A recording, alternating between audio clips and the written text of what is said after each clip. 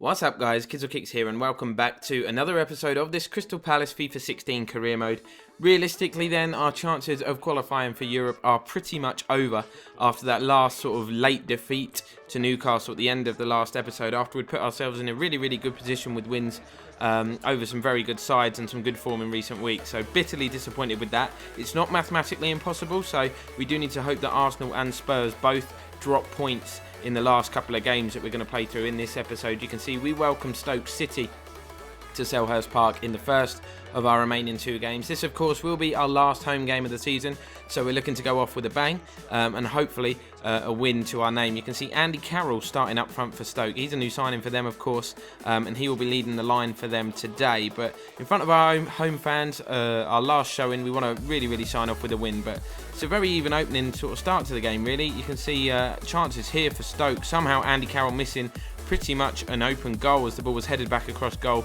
And he smashed it against the crossbar. Really, a bit more composure, we'd have been 1-0 down. But James McArthur was kind of the main threat for us in this first half. That time he didn't really get hold of the shot to cause any sort of problems. But Stoke were really dangerous, as you'd expect from deliveries into the box. You can see another one to the back stick here in the volley, missing the target. A bit more composure, and again, they'd have been in front. But Steve Sidwell had a shot, and then it fell to the man. And luckily for us, Eric Dyer diverted the ball wide. We didn't really defend the corner as well as we would have liked. Arnautovic linking up well with Peters. The ball came in, it was chested down, and Shaqiri had the effort on goal, and it forced a really good save from Jack Butland, of course, playing against his former club. But we move into the second half, score still 0-0 of course.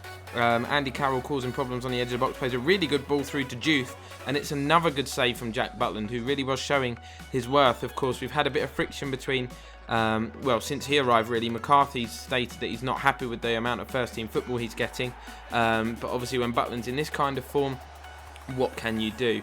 And we actually take the lead. Speaking of players being in form, Berahino, who had a pretty awful start to his career with us, fires us in front with a left-footed effort. Not quite sure how the keeper was beaten at his near post like that, but we're not complaining. We take a 1-0 advantage, and we are just starting to see a return on our investment. £8 million plus Fraser Campbell is the amount it cost us to bring Berahino to the club, and he's got us the winning goal in this game. Another save from Butland at the end to deny Juve is enough to earn us all 3 points. So other results depending, we may be back into European contention, but as you say, the friction since Butland joined the club. This time McCarthy is not asking for first team football, but instead asking for a wage rise. Now that's something we'll probably look into at the end of the season. As I say, we've got two quality first team goalkeepers now. We don't want to see any of them leaving the club. We of course have still got Hennessy, I believe. He is the one that we will look to move on. But we're heading now into the final game of what has been an interesting first season at Palace. I must say, realistically, we didn't expect to qualify for a European place. We're going to have a look at the league table now just to see if it is still possible.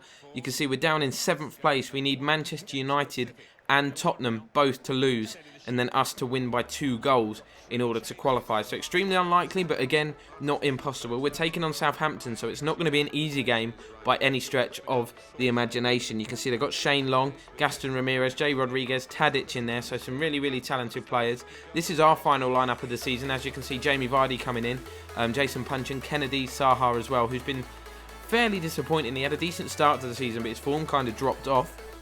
Joe Ledley's playing in midfield. He's been good for us.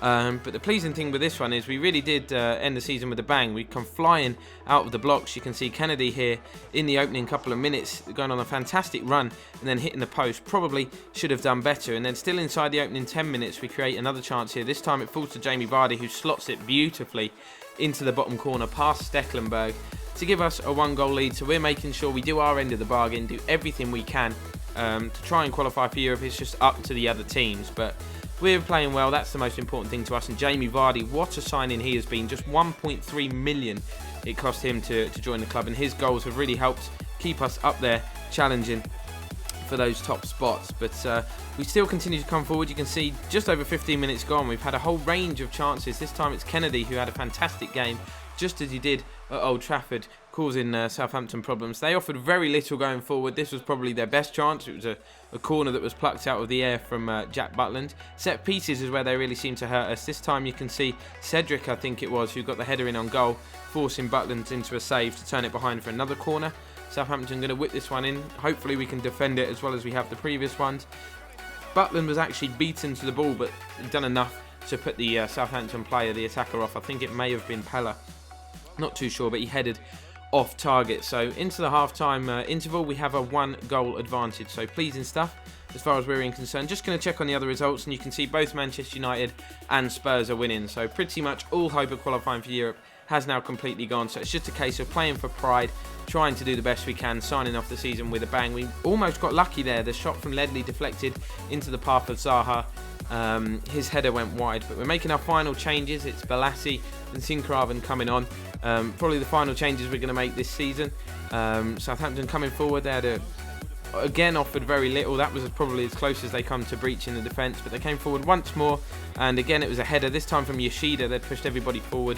Looked like it might loop over the head of Butland. It didn't do so, but Jamie Vardy doing what he loves to do, running the channels, causing the defenders all sorts of problems. He's been brought down there. Free kick, and because of the angle that it's at, we want a left footer on this. Daly Sinkgraven stepped up and done that. Brilliant free kick. Stecklenburg will probably be disappointed that he was beaten at his near post quite in that manner. We don't care, we're 2 up, and we're going to end the season with a win. And 2 wins from the final 2 games on the last episode. So we'll take that. Things are looking positive going into next season. We are confident that with the right additions, that we can strengthen the squad enough to force a European place next season. And that's it. The full-time whistle goes. The season is officially over. But we signed off with a win, as I said, so pleasing with that. Plenty of positives to take from this season. The main disappointment really being our performance in the domestic cup competitions. That's something we're going to look to improve on next year. Probably bringing in a lot of youngsters, so we'll be rotating the squad a lot. But looking at the final Premier League table then, we did come 7th place. We missed out by 3 points on a Europa League spot, but you can't really deny the teams above us. They've been more consistent. It's the 18 draws that have really cost us this season. Just turning a couple of those draws into wins, and we'd have been in Europe next year. But maybe we're not ready. Maybe it's a good thing, you know, a bit of a blessing in disguise. Maybe the squad is not quite good enough, needs to be tweaked a little bit before we venture into Europe. But the confirmation of the 3 teams that have been relegated: Stoke City bottom, Leicester City join them, and Bournemouth as well. But getting the messages from the board now, adding us additional, I think, is that 9.5 million that they've put towards our transfer budget in prize money, and an injury as well from Jamie Vardy. That's not going to matter too much at all. Of course, we have no more games remaining. James MacArthur saying that he's relieved. Not quite sure where the reports have come from. I know he hasn't been ever present in the first team since the form of Ledley and the arrival of Dele Alli and players like that.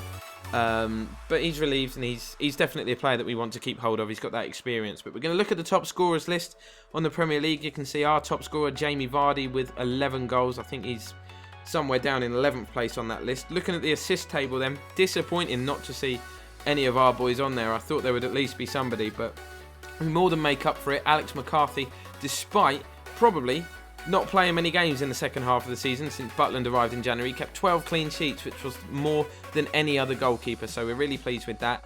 And there's kindly only one thing left for us to do now, and that's just to go through the squad very quickly. Feel free to pause it if you want to look in more detail. We're just going through, looking at the players we got at the club. You can see 3 goalkeepers. Hennessy is probably going to be the one that we're looking to move on. We'll keep Butland, we'll keep McCarthy. They'll both do a job for us next year on rotation. Players such as this man, Jack Hunt, he's 2.2 million, 25 years old. We've already got 2 established right-backs at the club in Joel Ward and Martin Kelly, so we won't be needing him to stick around. He's the sort of player we can get rid of to raise some extra transfer funds. Damien Delaney, who will be departing the club. We didn't renew his contract.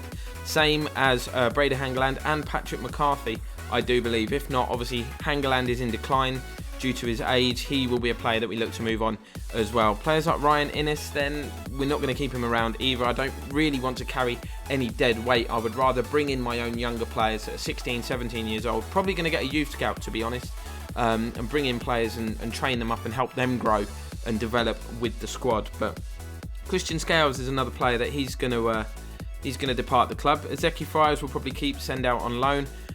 Just going through the players here, really. Feel free to, this will help you in the comments section. Leave the players that you want to, leave the names of the players rather that you want to see us bring into the club. If you identify an area of weakness in the squad, feel free to let us know. Just keep putting your names in the comments, basically. I'm going to be making a shortlist before the next episode, and we're going to look to bring in as many players as we can to improve our squad. And as you go down this list, there are plenty of players that will be returning to their parent club. Players such as Kennedy, Joe Gomez, Dele Alli, they're all going to be big losses for us. Munir as well, he was very effective in that second half of the season. So there are going to be a few gaps, players that we need to bring in for sure. I definitely want to bring in another centre midfielder, someone that's really key, a player like Cabaye, a playmaker, someone that can play alongside him to just improve the level of football that we can play. Obviously, we've got players such as this man, Jordan Murch. Joe Ledley was very impressive. You've got James MacArthur as well. But I just want to bring in a couple of sort of key figureheads that are going to help lead the squad next year to really push us onto that next level. I don't want to bring in average players. It's not just a case of signing people for the sake of it. We really want to improve, and we're going to have to do that, as I'm sure you're aware, if we want to qualify for Europe. Of course, we'll bring in some loan players as well. We're not yet sure on what the transfer budget will be, so I know it's difficult for you guys to suggest players when you're not sure exactly how much money we've got to spend. But this man was decent, Daily Sinkrov, and I was very happy with his contribution in his first season. Still only 20 years old, so a lot of potential for him next year. Bakary Sakho, he's a player that's really drawn opinions. I expected big things from him. It just didn't happen at all for him this year, and he's a player that we're probably going to look to bring on. Jonathan Williams then, just 22, player with plenty of potential. Definitely going to be sending him on loan out for at least the first half of next season to try and help him grow. Obviously, the training will help as well. It's going to be training several of our guys next year. As I say, getting a youth scout, bringing in our own players just to look to improve the squad. I'm sad to see this man go, Munir. I really did like him. Berahino, you can see, despite not firing on all cylinders, his overall actually went up by 3. He's just 22 years of age. As I say, he cost us 8 million plus Fraser Campbell, but he started to bang in a few goals at the end of last season, so hopefully he can hit the ground running next year. Maybe changing the formation to play a 4-4-2 to have him and the goal machine that is Jamie Vardy up front. 11 in 32, it's not the best ratio, but he was definitely our top performing striker this year, and the only one to make the top scorers list in the Prem. And you can see Kennedy, the loanee from Chelsea. His main position, well, he's listed as a striker. I don't think that's his best position. I prefer to play him wide on the left. You saw him cause a lot of problems, particularly at Old Trafford and in the final few games. Of course, Patrick Bamford, he's going to be returning to Chelsea. He scored the 1 goal in 8 games. I would like to have played him more, but it just turned out the way things were going, we couldn't really do that. Dwight Gale, 71 rated, not valued very highly. He did grab 4 goals in 15, which as a ratio is not too bad. It's almost 1 every 3 games, is that? God knows, maths fails me. But he's only worth 1.5 million, so it wouldn't be in our best interest to sell him on. Connor Wickham, 12 appearances, didn't grab a goal. He is going to be a player that I transfer list, I'm sorry to say, next season. Kwesi Appiah, he's going to go out on loan again. Obviously, a player with that much pace is not somebody that you want to see leave the club. Obviously, I went to a fair few Cambridge games, and he was very good in real life when he spent that year on loan at Cambridge. Yannick Bolasie, obviously one of our key players, he's not going to be going anywhere. He was instrumental for us this season. Didn't grab as many goals or assists as I thought he did, but still one of our key players. But we'll end this episode then with a look at the final league standings. A decent year, disappointing of course to be in the running for a European place but not quite get there, but still in terms of expectations a very good season and plenty for us to build on next year. That's going to bring the episode to a close, guys. Drop a like and subscribe if you're new, and I'll see you next time.